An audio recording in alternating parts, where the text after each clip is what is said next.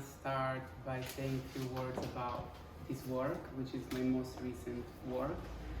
But it's interesting to begin the conversation with this because it's the most narrative work I've ever made. The title is Cara Clara, which means Dear Clara.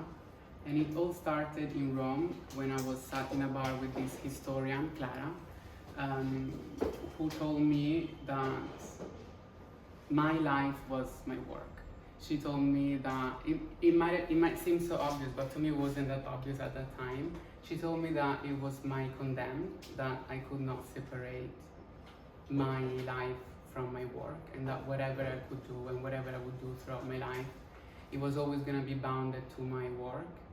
And so that was a bit of a cathartic moment for me, in which I understood that that's actually truth. And curiously enough, in those days, I came across my father's diary of the 1979 and 1980s, which is over there, Diario di Bordo. My father was a sailor, and he sailed the war for 20 years.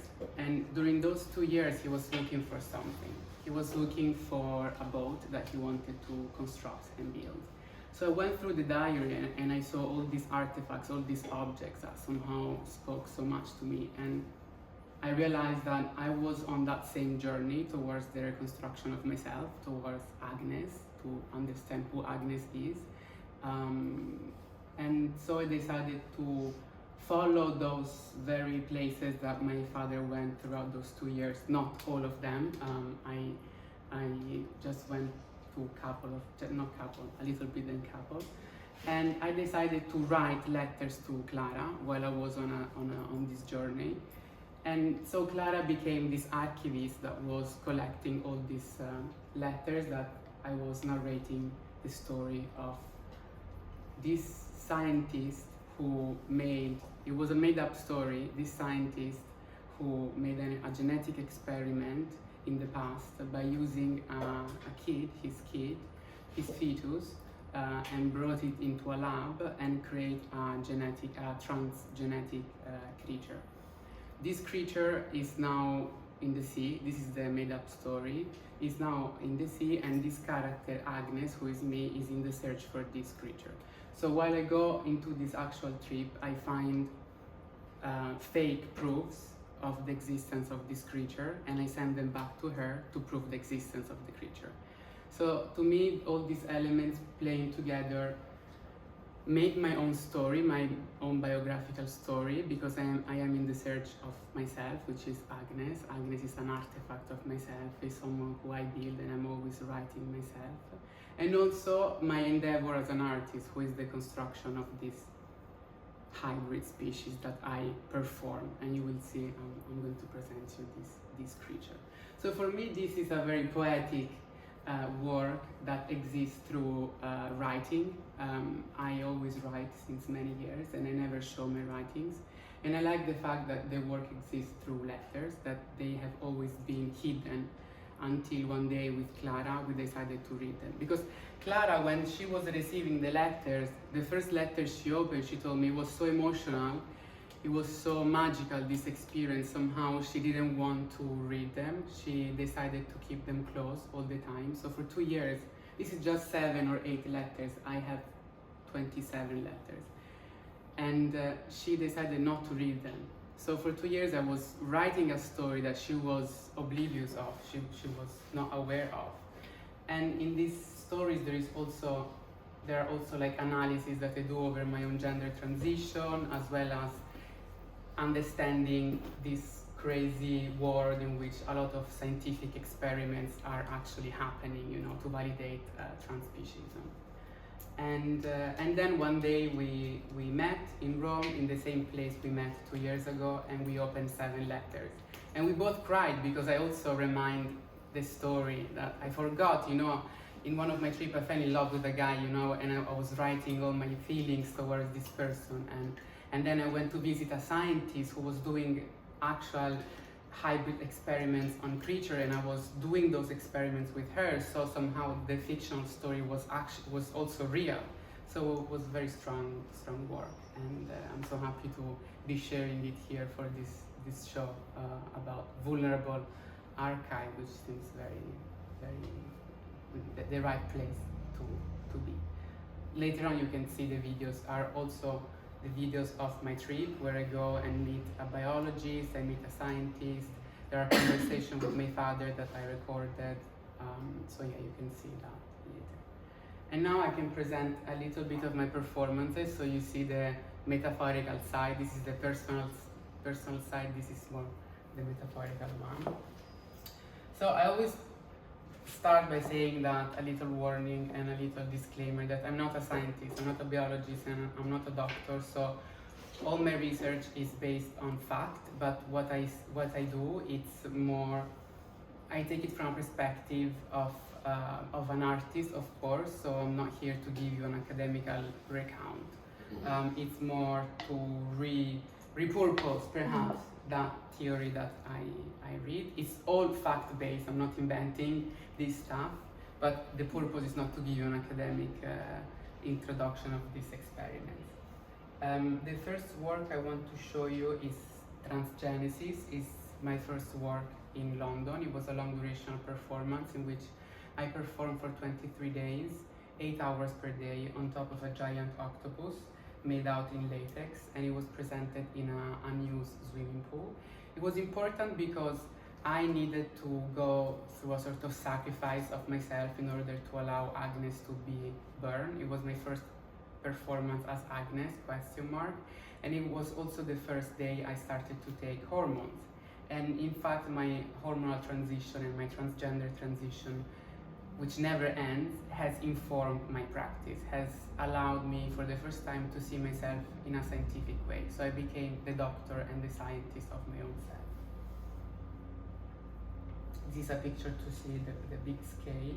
And it became a sort of peregrination of all these people from London coming to see the work.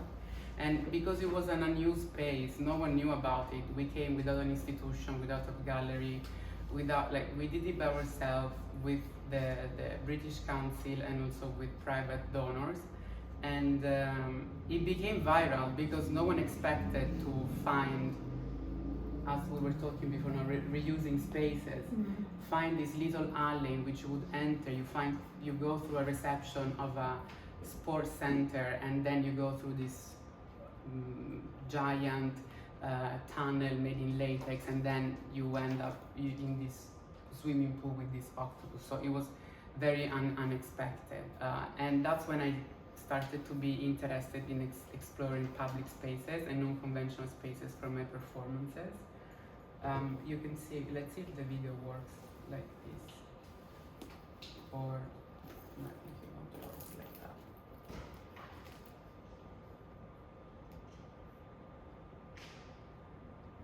So you see, it was a journey. You would enter in this space, and then first thing there was this tunnel, and you'll see.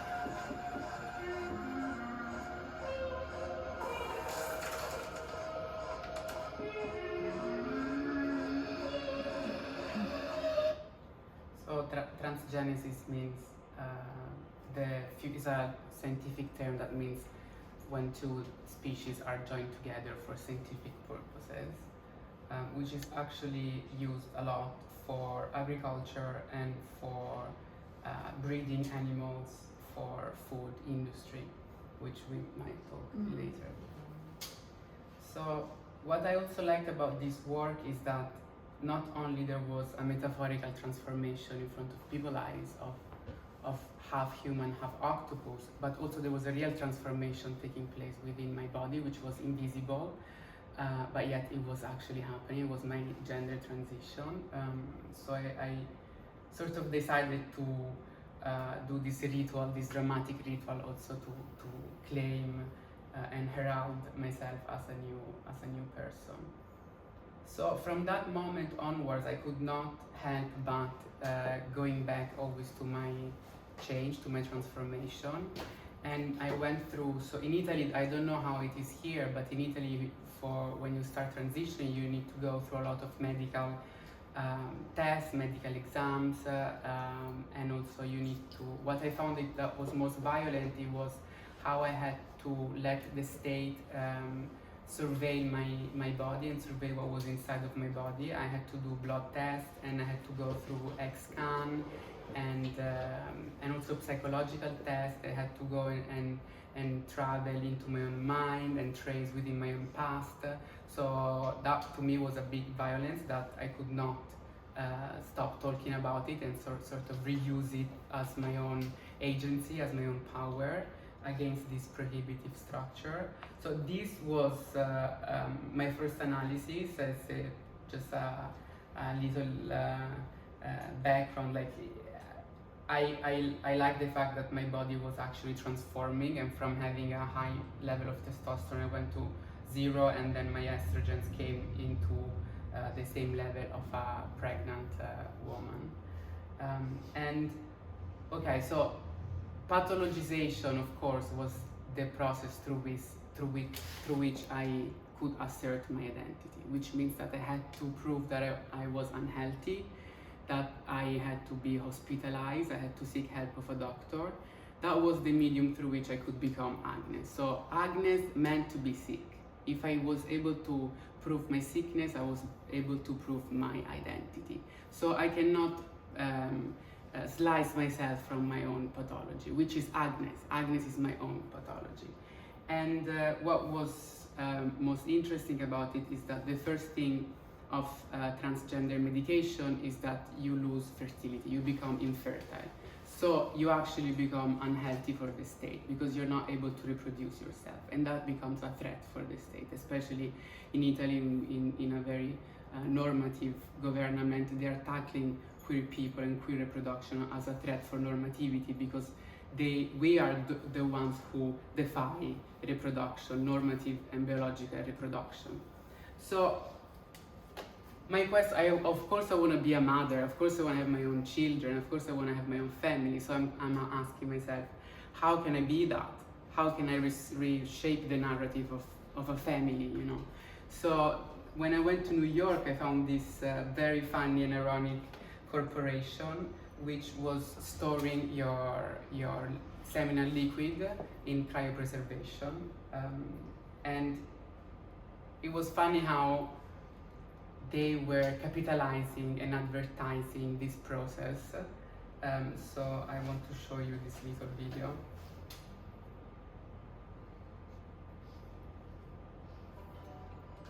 I don't know if the audio. With SpareMe, sperm banking is easy and all done from the comfort and privacy of your home. You simply order SpareMe's temperature-controlled kit online.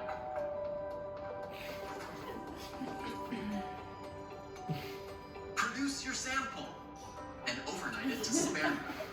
And our state-of-the-art lab will test and preserve your sperm for whenever you'll need it down the road. That's it. Done. No clinics, no hassle. It's about taking ownership of your future. Your shared future at a fraction of what it would cost later on. SpareMe, securing male fertility and healthy offspring the smart way.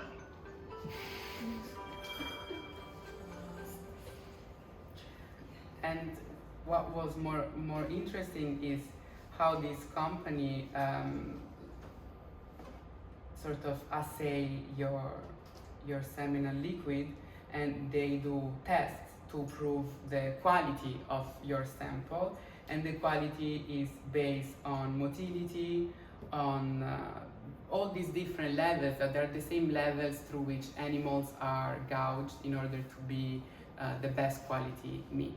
So it was interesting to me how I would enter into that economical capitalistic discourse of production of your body, of production of your fat, of production of your muscles, same as an animal goes through these processes. So another system.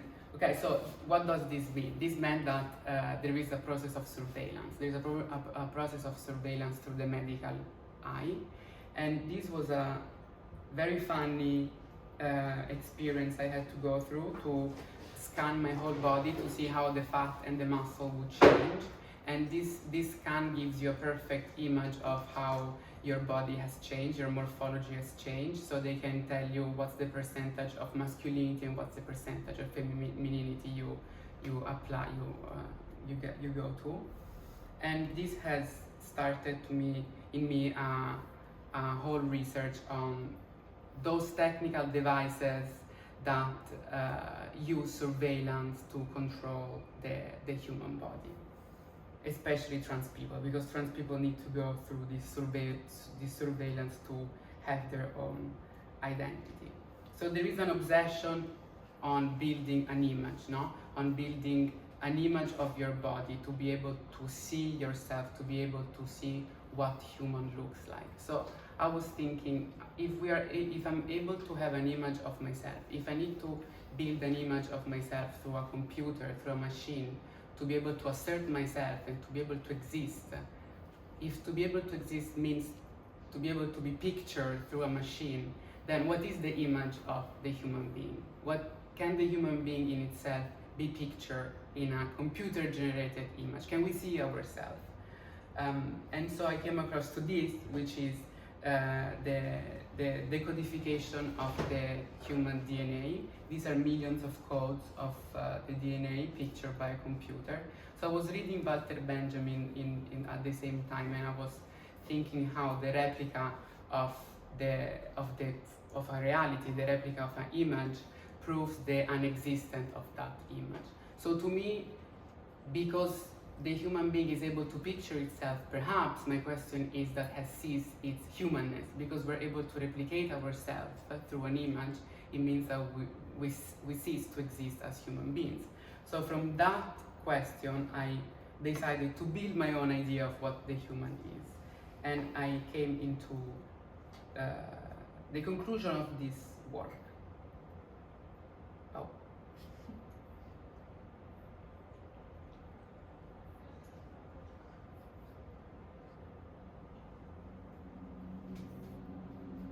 Which was presented in a public train station. It was my second long duration performance, in which I performed 12 hours per day for 16 days in a public train station.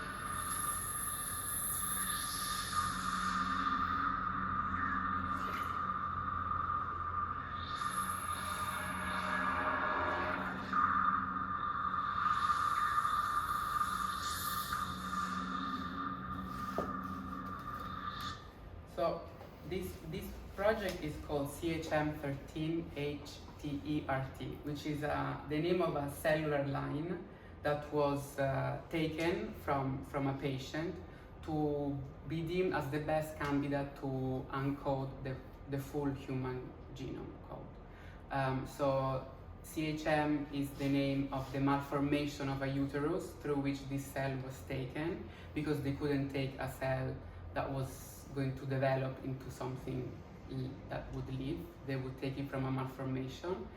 13, I think, is the number 13 of the chromosome that they studied, and T to T means telomere to telomere, which means that they coded the whole human DNA. So my question was, once we have fully understood the human gene, can we tamper it? Can we alter it? Can we change it and modify it to our own wish and become whatever we want to?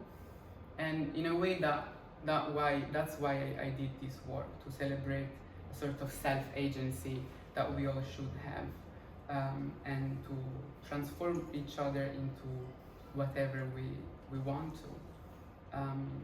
I think I'm gonna show one more video and then we can talk.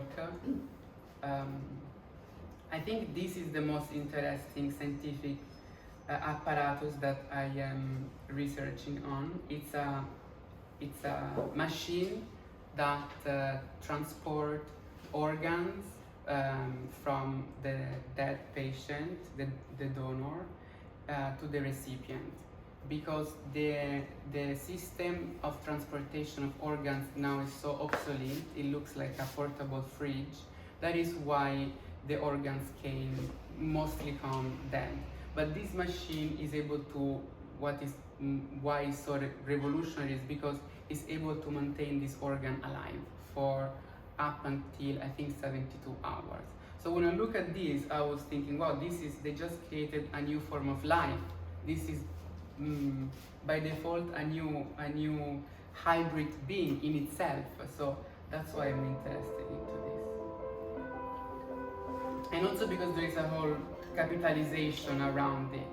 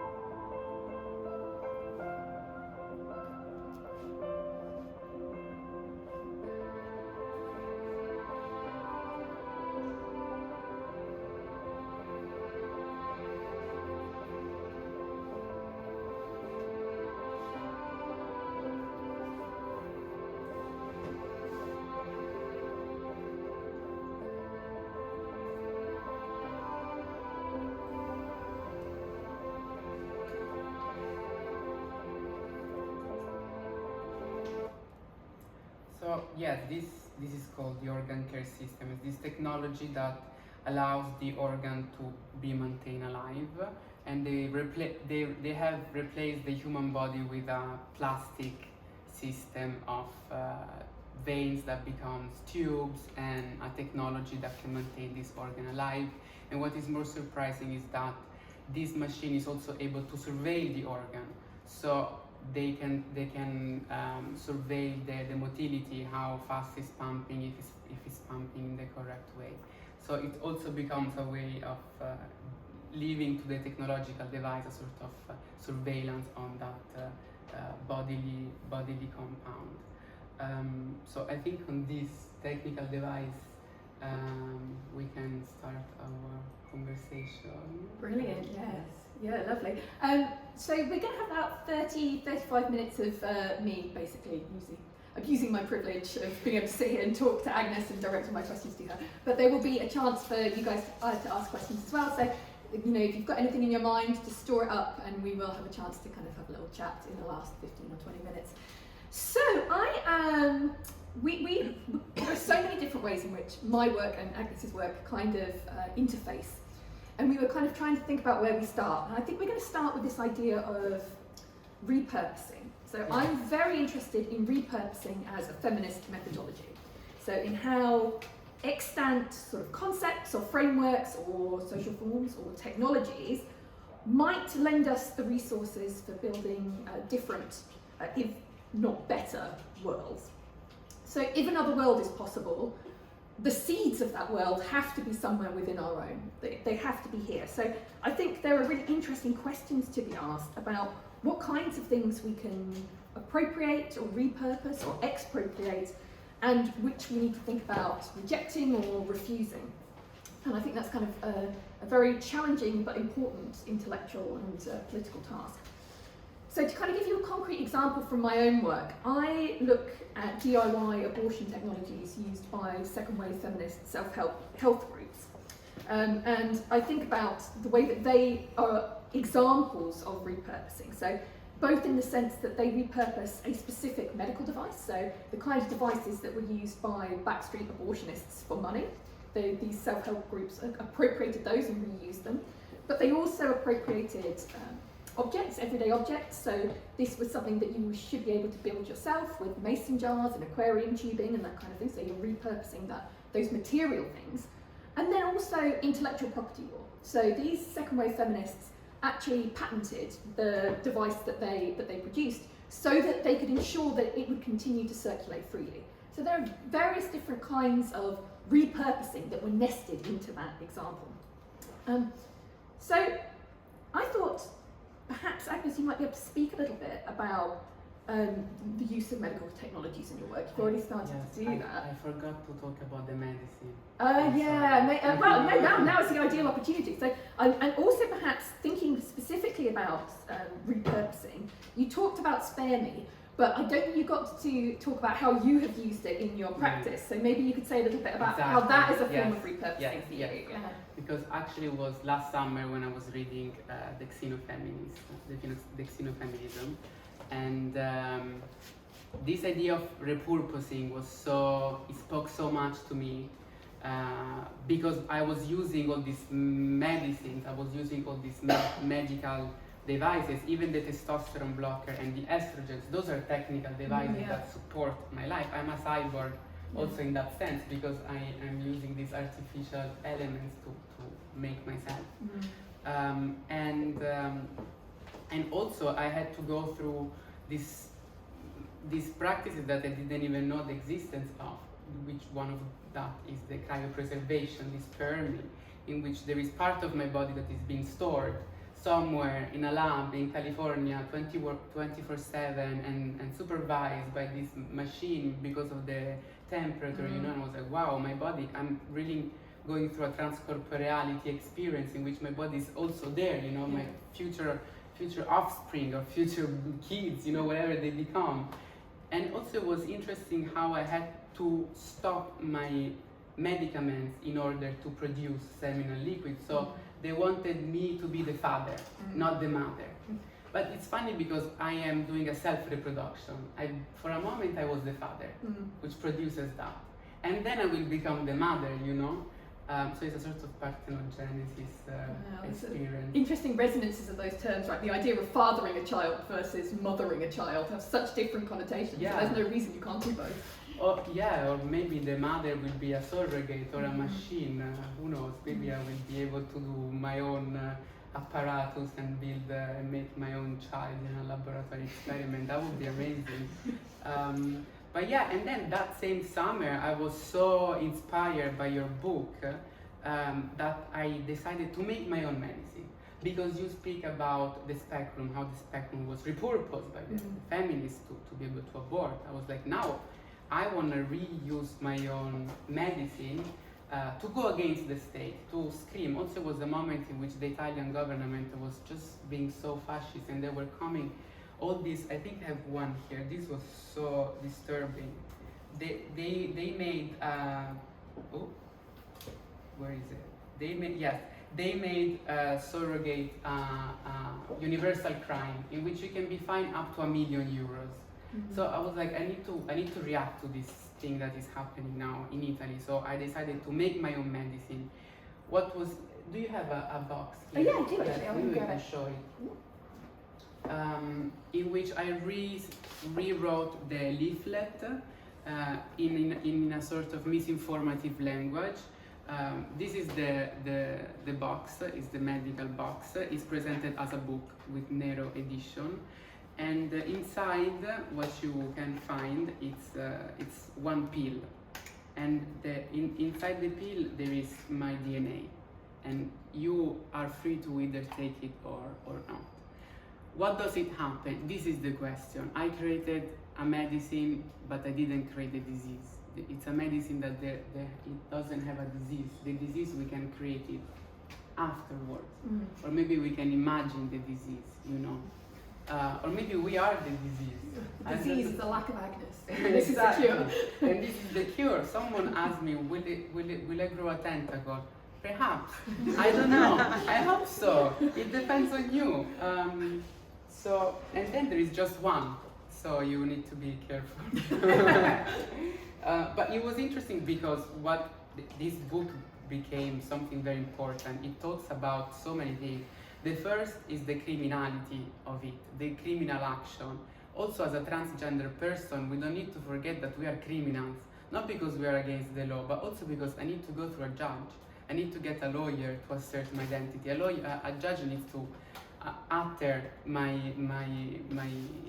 name to be able to have a legal name. No, we talk about what's your legal name. No, so we need to go through the same process, the same way as we need to go the same process of a hospital. So it is also an important aspect of the disease, and then of reproduction, of course, because as I said, I enter into this discourse of not being able to reproduce, to becoming fertile, and asking myself the question: how can I reproduce myself in the future? This is something that I don't know how to reply, you know, but it's something that really, it's a struggle that I have. I don't know how I can imagine a transgender family, you know. What would I be? Would I be the mother? Would I be the father? And what would my kid be, you know? So, I don't know. And I'm sure you have way more tools than me to respond to this question. I think I'm really interested in sort of where family abolitionism takes us as a kind of framework for thinking through this stuff, because I think some of the ideas that kind of get brought underneath that umbrella can be framed either as the rejection of the family or as the proliferation of the family. And I think they're sort of two branches of the same sort of project with very different sort of valences in terms of what they mean. So I think there's a lot of interest in trying to salvage an idea of family abolitionism from seeming like it's like too radical or too feminist or, you know, too much of an indecent proposal and stripping away the things that people care about. So there's this tendency to go, oh well, we're thinking about the distribution of care, creating more families, different kinds of families, accepting those families. And I think there's something very valuable and important about that. And I think seeing family abolition as a form of sort of communal care is very good as far as it goes. But I think there's another side of it, which is actually saying fuck the family, and and there are lots of people who've been so damaged by the family as a social form that I don't think we should shy away from this fact that actually there's a lot of very justified anger about what the family is, because fundamentally how the family operates under capitalism is a form of the privatization of care, and it's built around exclusions. You know, it's fundamentally built around those exclusions for its identity. So I think that there has to be space to allow there to be a bit of like resentment and hostility towards this form, rather than pretending that, well, you know, it's always just about more family, more. Actually, there are contexts in which I think we should be able to say, like, well, the family has done a lot of damage as well, and that's the sort of the waste ground from which any form of reimagining has to happen, understanding, and so it's a form of repurposing of that social form to imagine what a queer family looks like within and across sort of genetic coincidence. Or making and not babies. Making and not babies, And I was reading The Birth of the Clinique by Foucault, and he says that the family was a form of clinic. It was a form of healthcare. It was the first institution in which you would receive that sort of help. And now it was replaced by the clinic, and it became an institution. So now families can be oppressive and surveilling. You know. And trying to find a way of imagining relating through forms other than the family, I think is just as important as this idea of spreading family around. So, instead of thinking, okay, well, all the world is a family, actually thinking, well, maybe we think, look, how can what is now considered a family, a sort of a unit of connected people involved in reproducing each other on a daily and intergenerational basis. Can we think of that through a form other than the family? How can we think of that in terms of something like comradeship, rather than thinking about comradeship as a form of family? Can we think of family as a form of comradeship? And the need to sort of question these concepts as well as repurpose them, which I think really takes us to the heart of some of the stuff that we've started talking about, because I think that there is, to some extent, the kind of framing that I've been using here and that I've used in my work around repurposing has these very obvious connections with something like left accelerationism, in the sense that it starts from this idea that the only way out is through. We can't go back to a time where there were sort of different, that there's no time before the techno-material forms that were ushered in by capitalism. We can't go back to that time. And so if and when a different kind of socio-economic arrangement arises, it will always necessarily be post-capitalist. It can't be a simple going back, whatever form it takes. So in some ways, my understanding of accelerationism is quite different from the sort of the way that other people see it as a kind of macho sort of tech nihilist idea. And because I actually see it, or perhaps I reposition it, I repurpose it as a kind of reparative framework. It's this idea that there is no blank slate, there's no rewind button. We can't throw out the world in which we live now.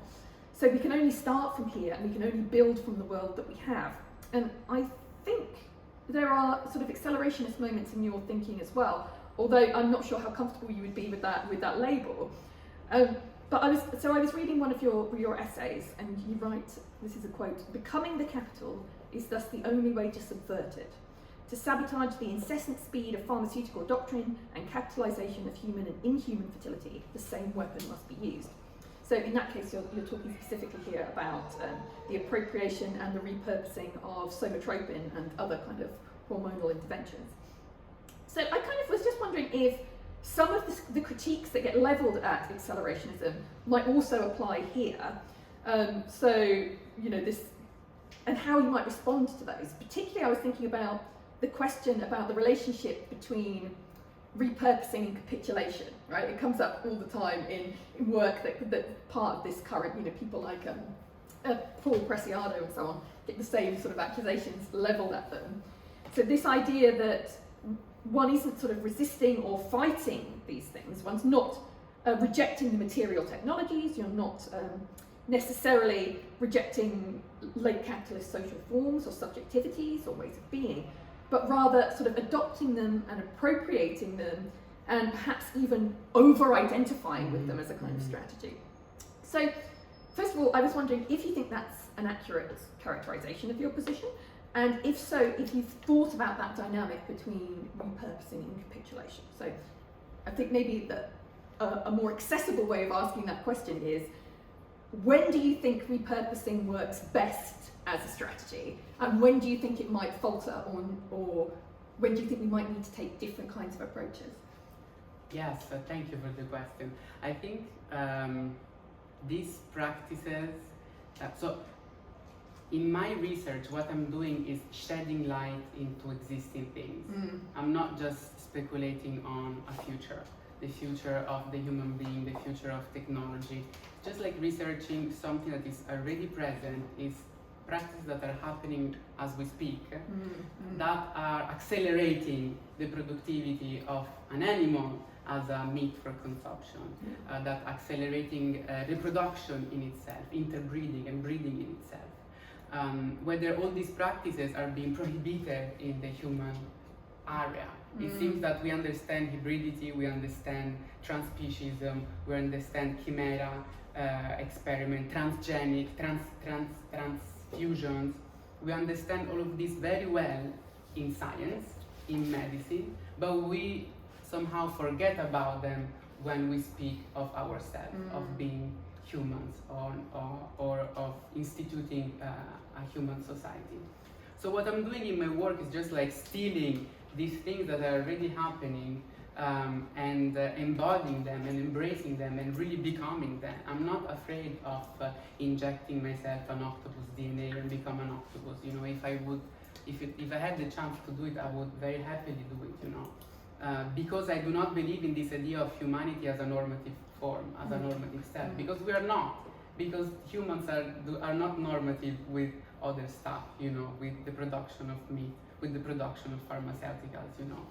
So I'm here just to make people see that this is really happening, and if you treat in this way, for example, animals, or for your own purpose, economical purpose, then I want to do it as well and show you what happens if it's in my own body. Yeah. I mean, I think one thing that's really interesting about trying to think through or with repurposing is that it can never be a unidirectional tactic, right? Because there's this sort of autophagic dynamic where you can repurpose something, but it can also be repurposed in its turn. So it's this sort of ongoing cycle. So, you know. Yeah, or I guess the question is, how can we repurpose these practices in a sustainable way? Like, surrogate exists, artificial insemination exists, artificial gestation exist, surveillance machines exist, pathologization exists. How can we live with them in a more sustainable way rather than existing it just for an economic purpose? Because I wouldn't be surprised if also this transmedic apparatus exists for an economic purpose. You know, the medical system has also this level in which they spend so much money for this very expensive machinery, but then there are mothers who are not able to access just normal healthcare, you know, but they can spend millions, not billion, maybe one day, millions for a heart transplant to save one person, you know. So yeah, I guess it's a way to really incorporate these devices, these technical advances, and perhaps use them in a sustainable way, you know. Let us have that, and I think this is something you write in your book, which I found is brilliant. Like, let us learn that, let us have that access to that information so we can have our own experience of it.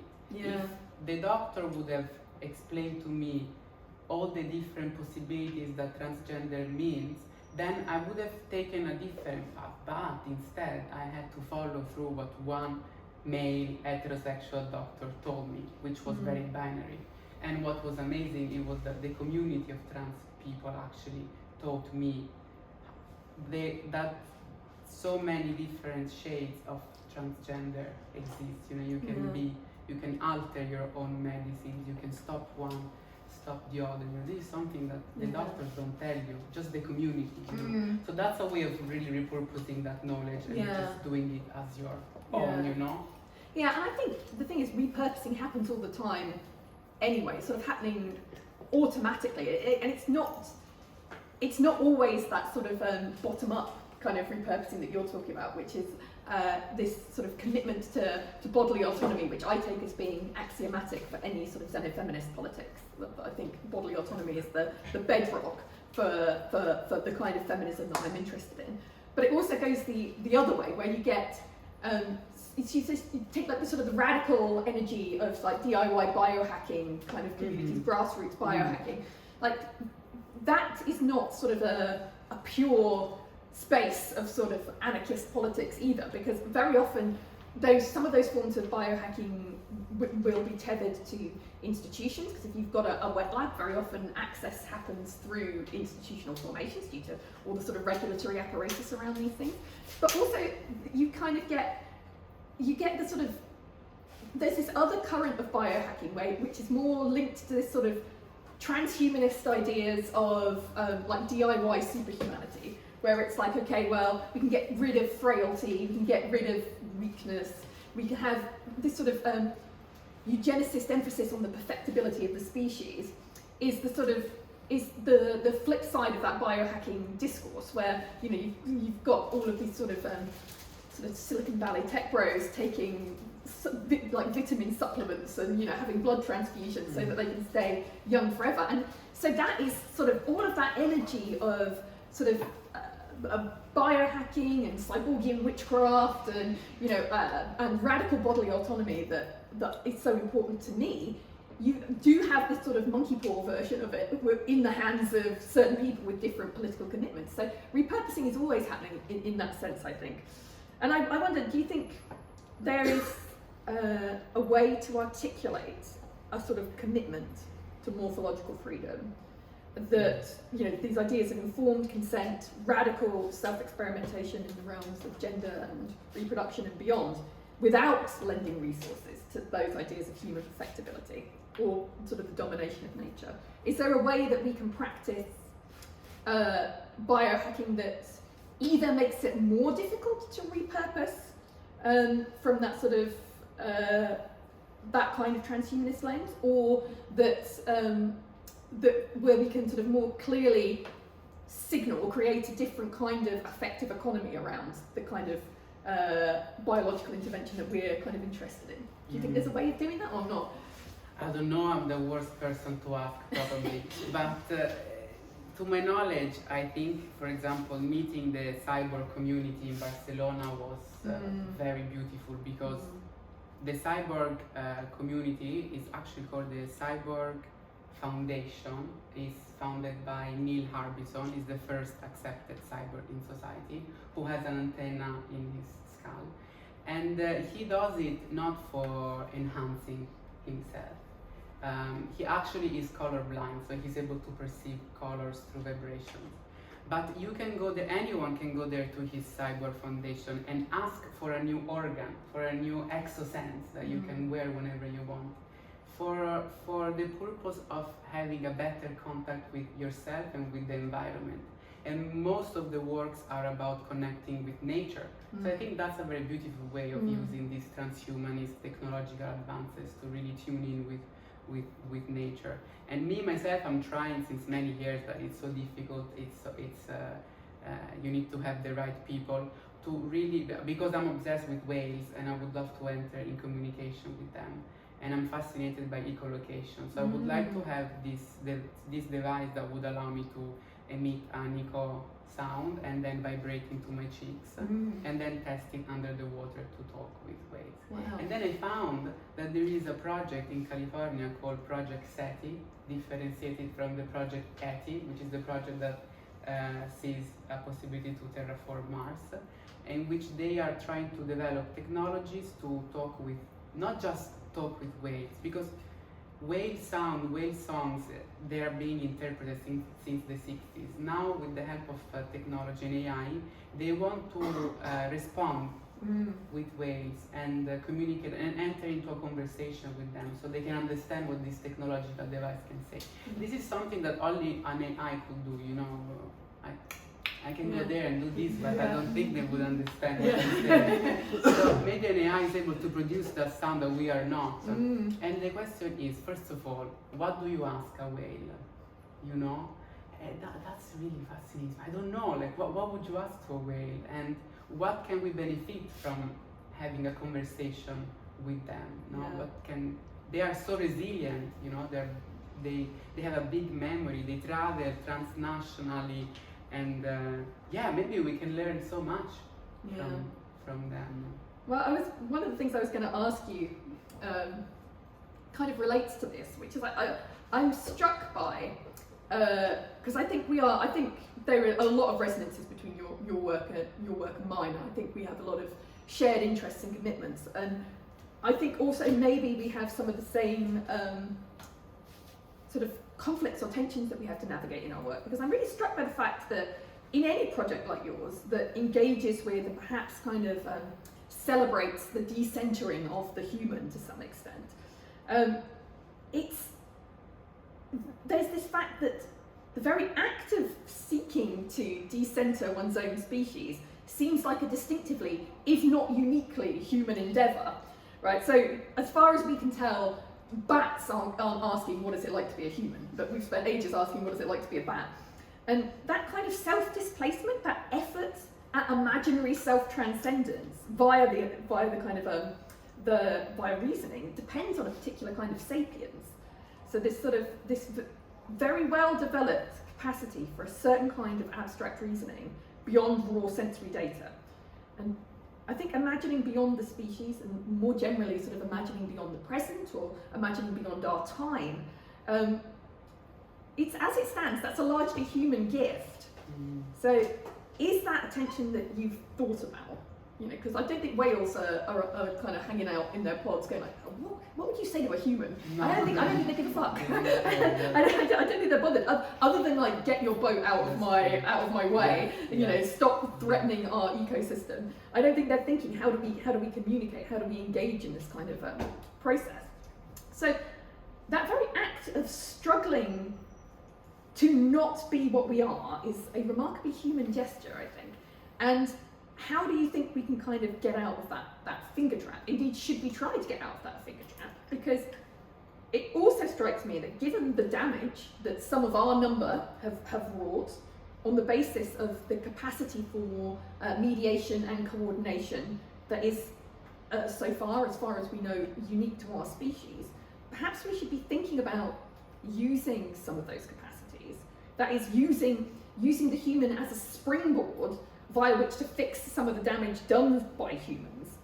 And that kind of put us really at the centre of becoming post-human, because we would sort of acknowledge that in opening ourselves up to the Xeno in the way that we've been talking about in this kind of unimaginable becomings, we're not only engaged in a very human activity, but we're also bound to start from where we are. So, you know, in other words, both the post and the human are equally necessary in becoming post-human, because it is an endeavour that seeks to move away from where we are, but can only start from our human brains and the sort of capacities that we as a species have.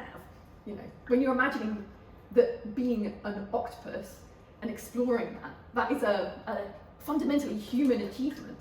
So there's that, I just think there's such a generative tension there between being and moving away from this becoming and resisting. All of those things kind of come into play, I think, in a really interesting and sort of conceptually challenging way.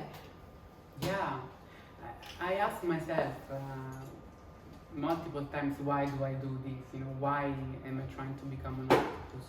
Why am I trying to become a mermaid? And I think we tend so much to anthropomorphize the animal, and that's a risk because, as you said, leave them alone, just like don't interfere with their lives. And I'm not trying to do that. That's why in my work I'm trying to move away from a sort of zoological representation, because what I'm trying to do is to create not even create a new species. That would be too bold to say, too bold to do. Just like destroying a framework that we have created for ourselves, which is the term human. No, we need a new term. We need new terminology that can define something that is broader, that's something that is more open and open to transformation. I think what I do is a metaphor to allow yourself to be more fluid, to have a more fluid approach with each other, with your body, and rather than becoming transhumanist, which that can be dangerous sometimes, because transhumanism means privilege, means access to a sort of immortality. I don't want to be immortal. I think that is so important and so beautiful in itself. So it's a matter for me to solve problems and issues that are more grounded right now, you know, and that we need to solve problems that are really more quotidian, really more everyday life, and which is the interrelationship that we have with each other. So perhaps my question is, we have created a human that doesn't rest on its feet anymore. It needs to collapse. We need to. As an artist, I'm there to shake the ground, you know, to question what is the question the notions that we have created, rather than finding a new one. I don't know what the new term would be. Maybe you know better than me, but. Well, I mean, I think it's just, I think where I kind of come down on it is this idea of kind of recognizing our responsibilities as a species, and I'm using that in sort of Donna Haraway's idea of responsibility, so our capacity to respond, which is tied to the fact that we have certain possibilities in terms of coordination and communication and mediation, and understanding and sort of maybe channeling those in a direction that is no longer as precious about what the species is or should be. You know, instead of venerating the human, can you sort of I think Ressa Negrestani has this framework of, can we dissociate human significance from human glory?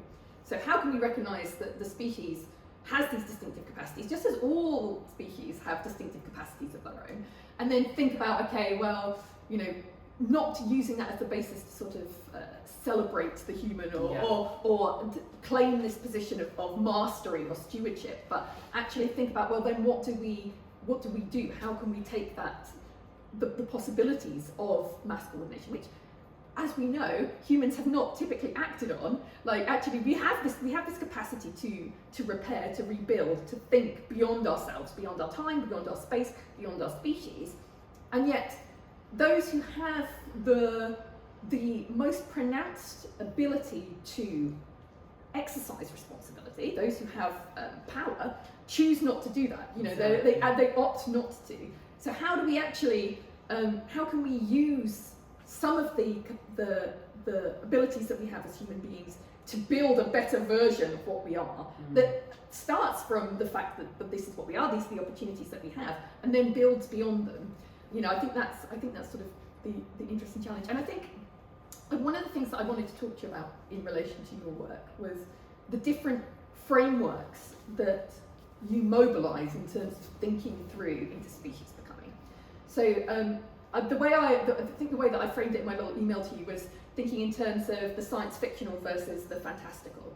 So that's a very broad brushstroke, and I'm sure there are genre specialists who will be very cross with me for talking about it in those terms. But for me, this idea of the science fictional is a version of transformation that is grounded in some hypothesizing about current technical possibilities.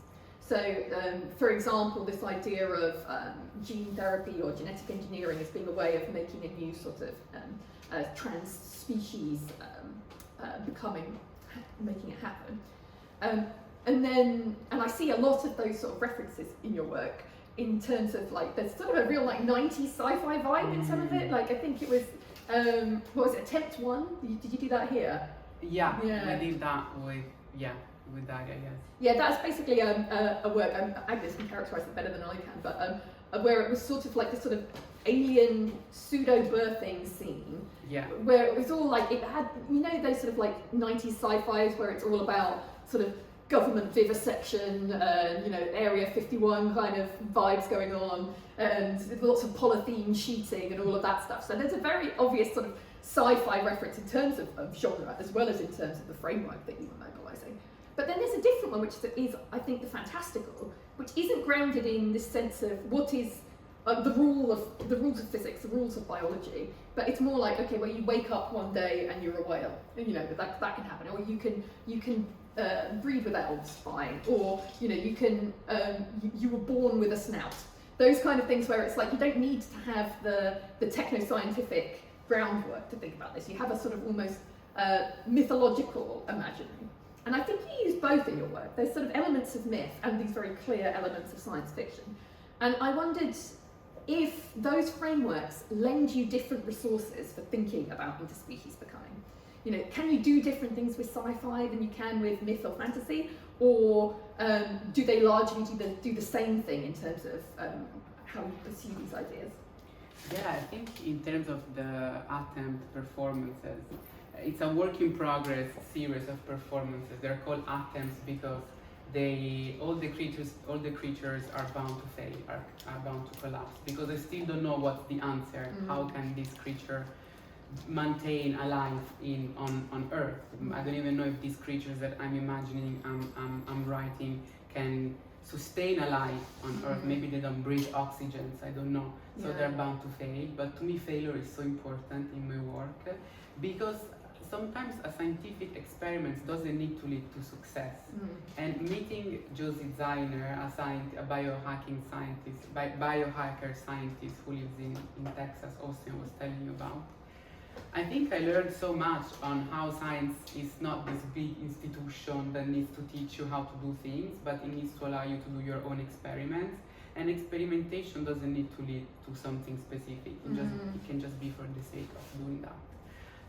And in terms of these creatures, I think I was reading Rosi Braidotti in Metamorphosis book, and I am a fan of David Cronenberg, and it's also my how do you say, Achilles heel. Yes, yeah. Because every time I present a work, I'm criticized that it's a lot coded, Cronenberg coded. Why is that a criticism?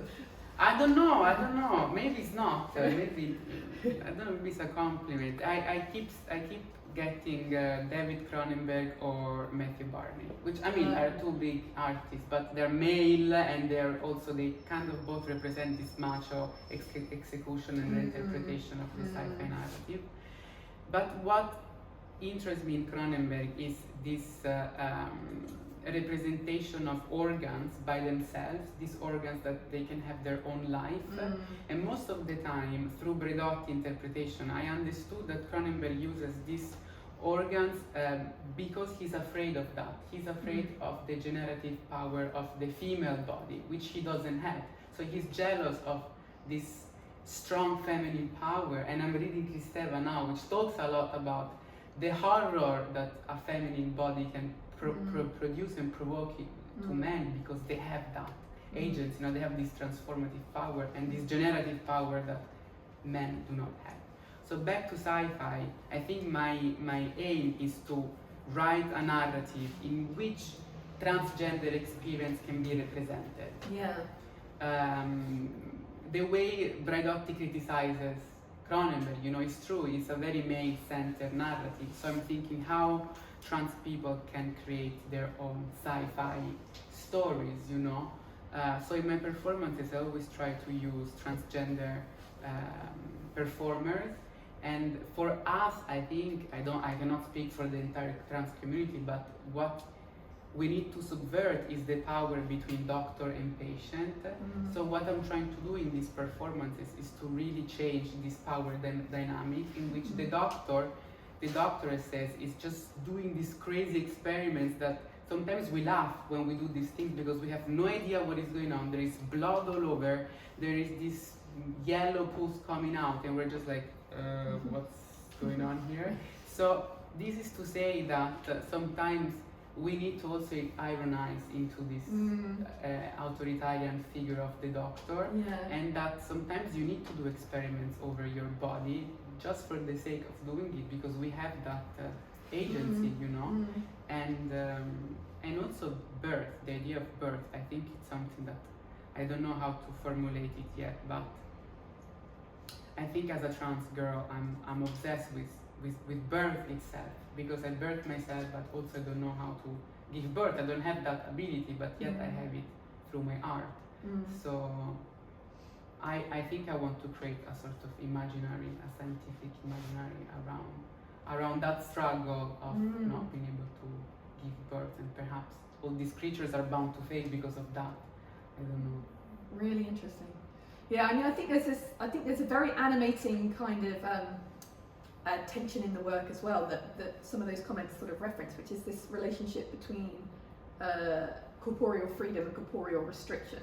And I think you saw that in some of those works that you shared with us, those performance pieces, where actually, so the idea of the mermaid, I know that you've got one piece where the mermaid is crawling towards the sea and then goes off, and there's this idea of liberation and freedom, and these creatures opening up this space of alternative environments becoming newly possible, and alternative subjectivities becoming newly possible, and this notion of freedom. But all of that is very much offset in your work by precisely these kinds of images of the interspecies becoming as a form of deep involuntary suffering. So the body in a state of becoming being a test subject. And I think is it in the video work for Cara Clara where you've got sort of lab rats and you've got you've got these sort of creatures, you know. So this element of suffering and restriction and being tethered, very often there's a lot of tethering that happens, seems to come through as well as the sort of the flip side of the freedom of interspecies becoming that you're imagining. And I also was thinking along similar lines with the recurring figure of the deep sea diver that sort of crops up at certain moments in your work. Mm-hmm. So I sent you a piece that I wrote about space medicine. I was thinking about while I was reading the astronaut essay. I couldn't stop thinking about the invention of the aqualung. Yes, right. Yes, exactly. So this idea that the oxygen tank on the back of this deep sea diver, in some ways, it's precisely opens up this space of freedom because you can go to places you could never go to before. You can see in different ways, and you can appreciate and notice different kinds of aquatic worlds that would not be possible otherwise. But it also bespeaks the fundamental vulnerability of the human in that environment because you have this cumbersome apparatus. You're entirely dependent on it. So you're entirely dependent on this huge network. It makes our interdependency very obvious because it's the people that you're diving with, it's the equipment that you're using, it's all the people who developed and designed that equipment. All of it shows how vulnerable the human is and speaks to a kind of restriction and vulnerability at the very moment that it speaks to the kind of freedom that the application of human ingenuity has opened up. So I think that's a really interesting element of your work, how these things play out in this perpetual sense of tension and these ideas of suffering and liberation as being two sides of the same endeavour almost. Yeah, that's something I think about in my work as well. And actually, when I went to New York, my professor Carlos Motta has always since then pushed me to think about this idea of how far do I need to go with my actual body morphology modification into my work, you know. There is in one side the use of mythology, but in the other side the use of scientific experiment, which I'm doing with my body through my transgender experience, but also by going into this lab and accessing CRISPR experiment, transgenic mutation, and so on and so forth. And then I came across the work of Tiamat the dragon. I don't know if you're familiar with her. She's a person who is not a person, actually, it's a dragon. They consider themselves a dragon, and they have modified entirely their body to look like a dragon. And then there is the Alien Project on Instagram. This person who is in a process of modifying their entire body to look like an alien, and so I don't know how far do I need to go. Like, yes, there is a big amount of pain in order to achieve that sort of liberation, which is the same pain a trans body needs to go through to achieve that liberation as an identity. But I don't know, it's something I cannot answer. Maybe I'll do some more experiments on my body, but I think there is something also very important in giving a metaphor, in giving an image. I think what I'm doing here is building an image that can stay in a sort of collective imaginary. I don't know how much, which is an image that to achieve that image I still need to go through a lot of pain, I need to sacrifice myself. It seems that to achieve that trans-species realm, I need to forget my humanness, I need to transcend my humanness through pain.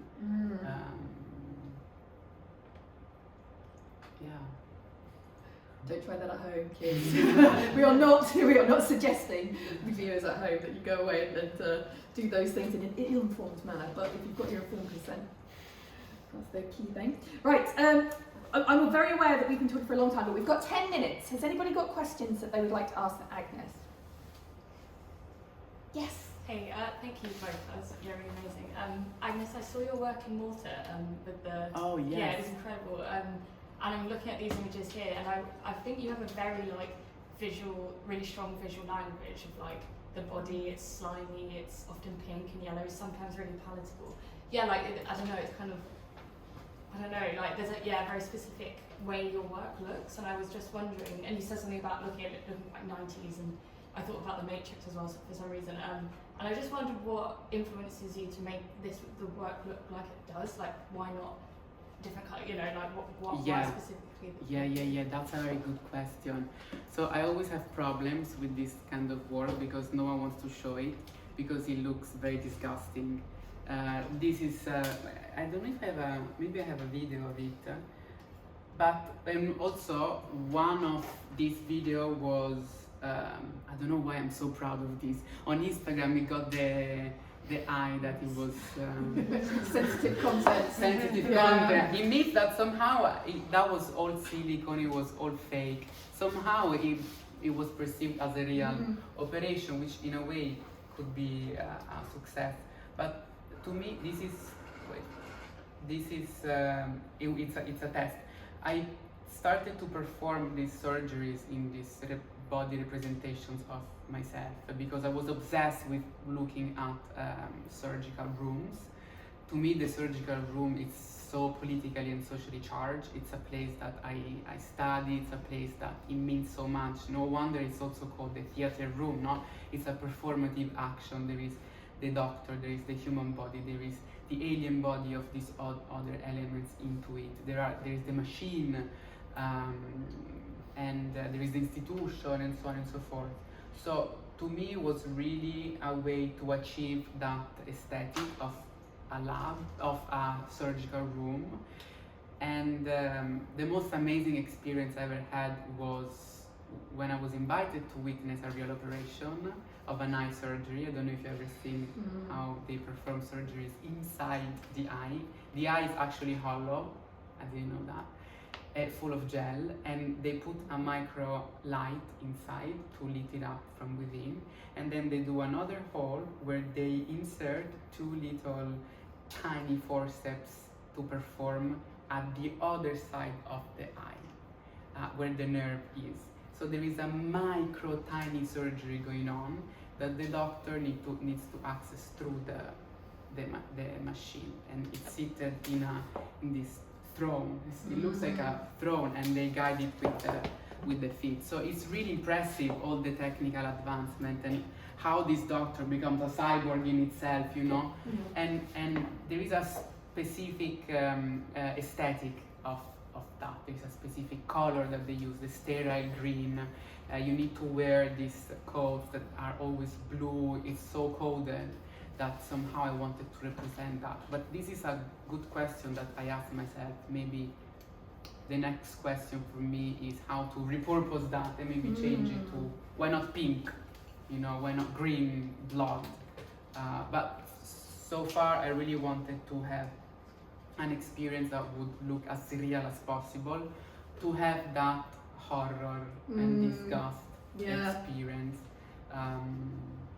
And I don't know why I always think of Kristeva's notion of the abject, and the monstrosity. Trans people are considered abjects, not monsters. So I really want to give back this experience to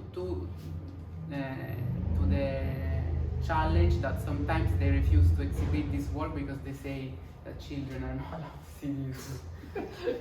Well, I mean, I think, this takes us back to your comments about Cronenberg and that being seen as a sort of slight. But I mean, I think body horror belongs to girls. Like, I think, this has very clear resonance in both, these ideas of abjection, but also my own personal experience of having three C-sections. It's very, these aesthetics are very familiar to me, and so I think that there's this idea of repurposing. Like, who says that horror and slime has to be something that we have to distance ourselves from, when actually we can wallow in it and enjoy it as much as Cronenberg. Or even just something that is happening in a hospital, constantly there are horrific operations on the human body, that we are just asleep and we don't see it, but it's actually happening. Yeah. Thank you. Any further questions for Agnes?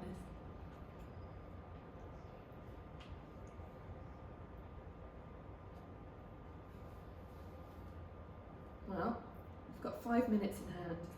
So maybe one thing I would just ask you about is this idea of, if you don't mind, I'll just sneak one further question in. It's I about, also have a question for oh you. really? Okay, well, let's see if we can sneak to it. We'll do Yes, speed so answers. fast, yeah. So this is just like a side note that I was thinking about when we were talking about biohacking and as cyborgian witchcraft, because it is this idea of witchcraft comes up a lot in sort of feminist thinking about biohacking, and I was sort of wondering about that as a framework, because I think obviously this idea of witchcraft comes not from the figure of the witch as somebody who practices something supernatural, you know, magic is in something that's outside of the realms of the natural world, but it's almost about the figure of the witch as a lay healer, this sort of icon of a tradition of radical amateurism, and also sort of a deeply knowledgeable figure, because this is the idea that every fact we know about the world can be used to change it.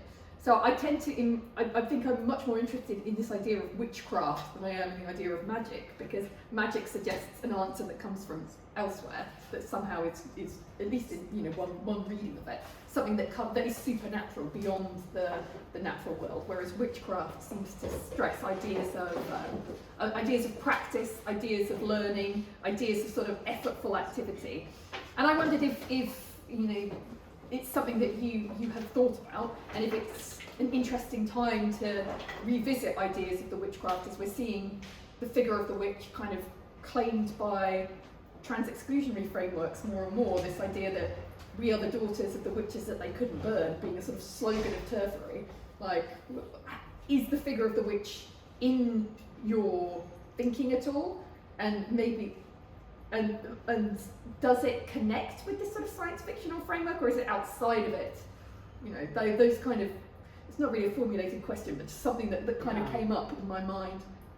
I think the first thing I think of when I think of witches and witchcraft is, first of all, my friend biopunk hacker Josie Designer, who to me is a sort of perfect representation of what a contemporary witch can look like, because she is an independent scientist who was working with NASA and then dropped out from NASA and built her own lab where she does her own experiments. You know, no wonder why the FBI was kind of controlling her, and that's a perfect representation of a sort of witch that is going against the rule and is really taking ownership of medical knowledge, scientific knowledge, and doing her own experiments. She also came up with her own COVID vaccine, which that's how she got banned from YouTube. She got banned. She got all her websites were shut down. So that's perfect. You know, prohibitionism. Sort of next thing they do, they're gonna burn her alive. So I hope not. I hope not. She would love that, I think. But yeah, she's so punk. She really inspired me so much. But you know, once she told me this beautiful sentence, which is, art can go in places where science cannot. And I think that's so true in a way. Although I get my main inspiration in science, it is in my art practice where I can go wherever I want to and have that sort of agency to develop my own thing. So yeah, I think an artistry can be seen as a sort of witchcraft. You know, we do our own thing, you know, and that's why we can be scary sometimes from the ones who rule, because we have no limits. Yeah. That's the only thing I have to say about witchcraft. Lovely short answer. And Thank you. I don't know if I have time to ask you these questions. I might have. Oh, you end your essay, the first one I wrote, with this sentence: from somatic engineering to selective breeding, body modification to baby care, we're always reproducing with technologies. Infertility is our ontology, which I find a very strong sentence, especially the last one. Infertility is our ontology, which means that we base our reality on being infertile, which resonates. It's interfertile. So interfertility is in sort of hybridity and becoming with. So interfertility is our ontology. So it's the fact that we are always engaging with machines, with other species.